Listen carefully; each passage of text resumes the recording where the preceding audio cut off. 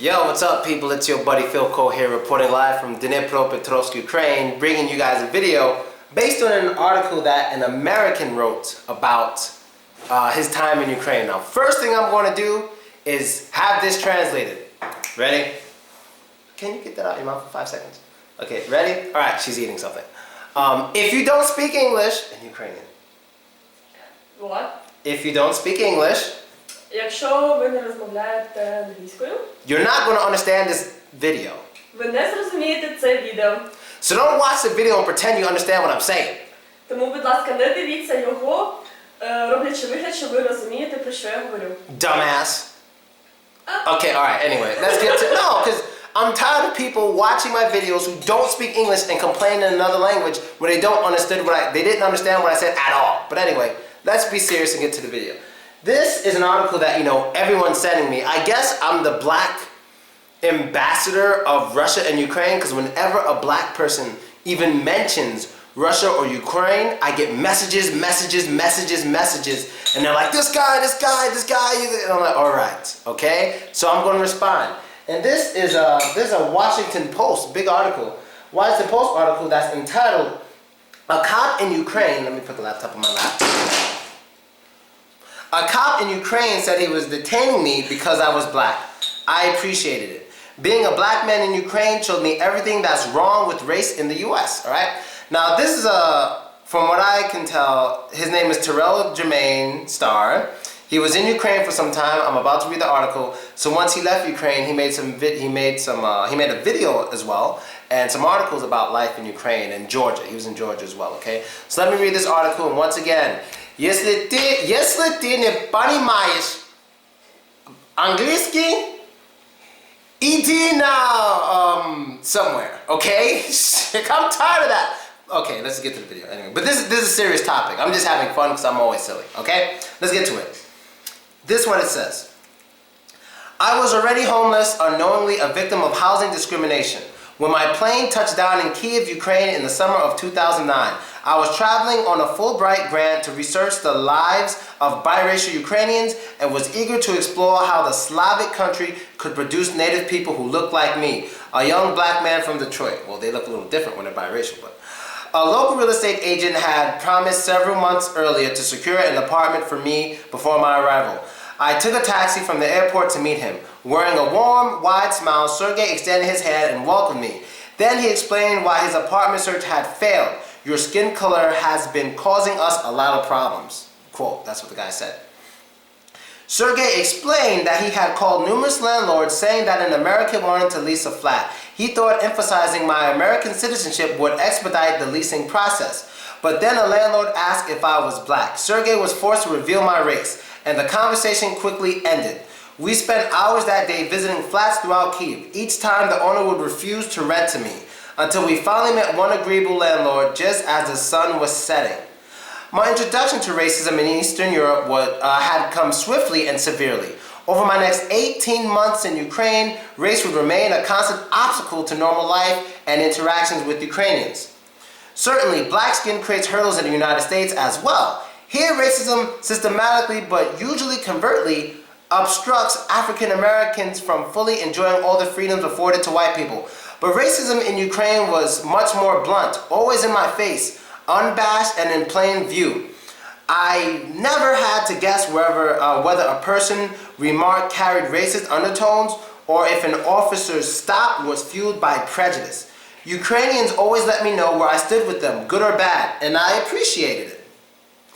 My acclimation to Eastern Europe brand of racism didn't come immediately. I spent my first 6 weeks in Ukraine simply getting used to the most extreme forms of anti-black hatred. Occasionally, I'd encounter young men dressed in black shirts and Doc Martens who would throw up the Nazi salute in my direction. I got that a few times. Not here, but in Ukraine, in Russia.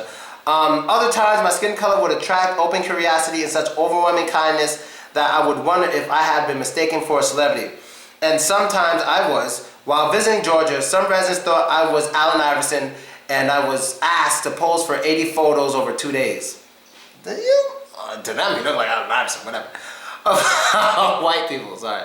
Of course, my arrival in Ukraine wasn't the first time the country had welcomed a black person. The highest number of black people arrived there through the former Soviet Union during the 1960s. After the decolonization of Africa, Soviet leadership granted thousands of African students generous scholarships to attend universities throughout the 15 republics. In some ways, the Soviet Union provided a much safer environment for black people than the United States or apartheid South Africa. But in just as many cases, black people were no better off than the local, non-black Soviet citizens who were murdered during Stalin's pogroms. Pogroms, what the fuck? I don't know every English word. Racism was overt and ubiquitous. One of the most blatant encounters came when I headed to Russian class. I was purchasing a token at the central train stop when I spotted a young cop glaring at me. As a black American, I'm all too familiar with the look police officers give just before stopping you and immediately recognize the gaze even in this foreign country. The officer walked towards me and gave me a Soviet-style military salute and demanded, what does that look like? Do you know what a Soviet-style military salute looks like? I want to show. I don't know what it is. Okay, but anyway. The officer walked towards me and gave me a Soviet-style military salute and demanded that I present my passport. He took it over before telling me to follow him into a mini police unit inside the station. Once there, I asked the cop why I was being held. In Russian, he responded, "You're a nigger. I know you're bringing drugs into our country," he said. "Where are the drugs? Я хочу." Sorry, I'm kidding. He didn't say я хочу. So he's asking about drugs. Another cop soon joined him in interrogating me, demanding to know the real reason I was in Ukraine. They insisted I was posing as a student to mask my real intent. Damn, they went hard on him. Smuggling drugs. Even after showing my Fulbright documents, they continued to harass me. Only after nearly 30 minutes of questioning did they realize I was clean and released me. As bad as the experience sounds, I appreciated the young cop's forwardness. That's true. A lot of cops in Russia and Ukraine are young as shit. I mean, they look like 19 and 20. He made it clear that his stop was motivated by race and nothing more. In New York City, where I live now, the NYPD immediately reject any suggestion that racism can motivate officers' behavior, even subconsciously. They categorically dismiss research that shows black people are habitually treated more severely than whites when suspected of the same crime. They swear that policing policies like stop and frisk and broken windows aren't racially motivated, even though studies have repeatedly shown that they disproportionately target minorities. These knee-jerk denials breed distrust and allow tensions to fester. Conversations about race in the United States descend into vile name-calling, and our fears of social and professional retribution hogtie desires to explore each other's worlds in meaningful ways. Essentially, any cross-cultural breakthrough we have about race in America are, in a large part, held captive by defensiveness and political correctness. God, I can't agree with that more. In Eastern Europe, on the other hand, I had many genuine conversations about race. One occurred while I was teaching English in Georgia during a Peace Corps tour in 2005. After one class, a student stayed behind and we began speaking in English about Black American culture. The conversation was innocent until the student began expressing how much she adored black people. How much she, oh shit. Oh, this is good. I've gotten this so much, I love it. "Oh, I just love the Negro," she said. "They are so smart and can sing and dance so well. I just love niggers." I'll get to that one. One more sentence, I'll get to that. I knew she used the word out of ignorance and meant no harm, so I calmly told her that she shouldn't refer to black people that way. Okay, that is the article from the young guy. He even has a video. You can watch his video, you can listen to him speak. He looks like a big black dude. He was big black. A lot of black guys in America are big. Don't look at me, I'm a small guy. I mean, I'm a little muscular and I've been working out, but I'm not really big. You know, this guy looks huge, like a lot of black Americans in America. So let's get to it. What do I think of the article? I liked it. He said a lot of things that I say about being in Russia and Ukraine. Now, he was in Ukraine for 18 months, went to Georgia, whatever. I was in Russia for about 2+ years. And now I'm in Ukraine. Who knows how long I'll be here. I could be here for like a year. When I was in Russia, I was in 28 different cities, going back and forth, touring as an independent dude, just having fun, doing business, making money, meeting people, having fun. That's what I was doing, right? So he spoke about many things here that are definitely true, that people are more open about their racism. And I said that a lot about here in Ukraine and in Russia, is that they're honest about it. If they don't like you for a reason, they're going to tell you. Even when Vice TV came to see me in Moscow when we had the little TV show together called Fresh Off the Boat, even though they bullshit lied on me, but or told a lie about me, they got me saying some important things, and I was saying racism is different in Russia than it is in America. And racism in Russia is like, I just don't like you because you're black. Racism in America a lot of times like, oh no, it's not because you're black, you know, it's not because of that, it's because this. And I'm like, yeah, you know, whatever. So it's more blatant, more in your face, and the racism here, when the person is racist, is more raw. So like in America, it could be based on something like, oh, you black Americans, you always complain, you cause crime and all this stuff. But then out here, it's more like, I just don't want you here. So, you know, it's more raw. It's more like, I guess, natural, so to say, the racism here. And he spoke about as well as how he couldn't get a house and it being racist to him.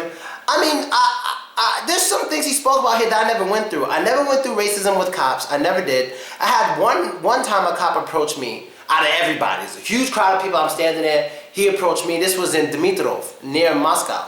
He approached me, he goes, document. And I was on the phone with my girlfriend at the time. I was like, all right, hold up, I might need you. Stay here on the phone, right? So I show him my American passport. He goes away. He didn't say anything after that. He just went away. But what's interesting is, what I didn't know at the time was that I was supposed to be registered.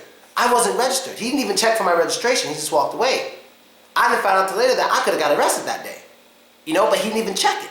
So I'm like, God, and when I did find out I needed to register, I registered 5 months late. Not going to mention the city I registered in 5 months late. Don't want to get anybody in trouble. But I registered 5 months late. And one of the reasons the guy let me register late is because he said he didn't want me to go to jail with all the hajiks. He didn't want me to go to jail with all the hajiks. This is what he said to me and the girl I was with. He said, you're a nice guy, I don't want you to go to jail with the hajiks. And this happened twice. I registered late. Twice. 2 times. And both times was the same thing. There's a girl next to me saying, but he's popular! Because both of them said the same thing. Both cops were like, you can go to jail for this. And soon they say that, the girl's like, don't, he's popular! Da, da, da, da, da. And then after talking for a little, they're like, okay, we'll help you, blah, blah, blah. So I've never experienced racism in Russia or Ukraine from police officers. Not trying to say he didn't. I'm just saying I didn't. You understand? I never went through it. I never even went through racism with police officers in America. And sorry for the noise upstairs. They're like having a big party every 5 seconds of every day. So just ignore the noise. And basically all I want to say is like, this is an interesting article, because just yesterday I was talking with this girl over here about racism in Ukraine, about how a lot of Americans don't know about racism in Ukraine. And then just tonight, everyone's sending me this article. Like, everyone's sending me this article here, and I was just talking about, no one speaks about the racism in Ukraine. And the reason why I mention this is because a lot of Americans who, you know, follow the news and whatever, they're like becoming, I wouldn't say they're pro-Ukrainian, but, you know, especially like 4 months back, whatever, it was cool to support Ukraine because they're being invaded or whatever you want to call it, not saying they're being invaded, I don't know, but you know what I'm saying. And a lot of people are like, oh, you know, support Ukraine. And the Ukrainians like, oh, that's so unfortunate what's going on in your country. But they don't know how much racism there is in Ukraine. Now, what's interesting about that is, people, when I say that there's a lot of racism in Ukraine or something, people will say, oh, there's racism everywhere. There's a humongous difference. Let me explain it to you. There's a lot of Ukrainians who want to join the European Union, and there's a lot of Ukrainians who want a better relationship with America. But there's a lot of differences. We have a lot of racist people in America, but you want to know the big difference between how racist people can behave in America and how racist people can behave in Ukraine? Is that in our major cities, racist people cannot come in groups, rally, and not get something called huge resistance. In America, when there's a big crowd of racist people making a march or whatever in New York City and California, like Los Angeles, San Francisco, they're going to encounter humongous problems. And sometimes they even get something called attacked, because people don't play that in America. That's how we are. So it's not just that every country has racism, it's how you deal with it. And so basically, the first time I came to Kyiv, there's a humongous racist ass rally in the middle of the center of Kyiv. Humongous. Just standing there saying the most racist shit, which is interesting because you have like a war kind of going on in your country and you're worried about immigrants? That's what you're worried about? Immigrants who are trying to migrate to your country and be peaceful? That's what you want to complain about? So it's very interesting, and you know it's interesting to me, because y'all know where I'm from. Y'all know where I'm from. I'm from New York City. And there's Ukrainians that go there damn near every week. And I don't ever remember saying, oh, there's too many Ukrainians in New York. There's too many Ukrainians, they need to go home. I don't remember that. But how come I get that when I come here? So you understand the differences? A lot of countries have this racism, but I feel a lot of Ukrainian people, well, first of all, I think Ukrainian people have more things to worry about right now other than racism. So you guys have your own issues that you need to handle. After that, then you can handle other stuff. I understand that. I'm not coming to Ukraine saying, you guys gotta fight racism. I'm explaining the differences from when people say every country has racism, but there's a humongous difference. Is that there's not enough resistance towards the racism in order to compare it to racism in America. So like I said, large groups of people can't just come into the middle of the city, New York City, rally, and they'll just have a bunch of supporters or just a bunch of people ignoring them. No, they're going to have problems.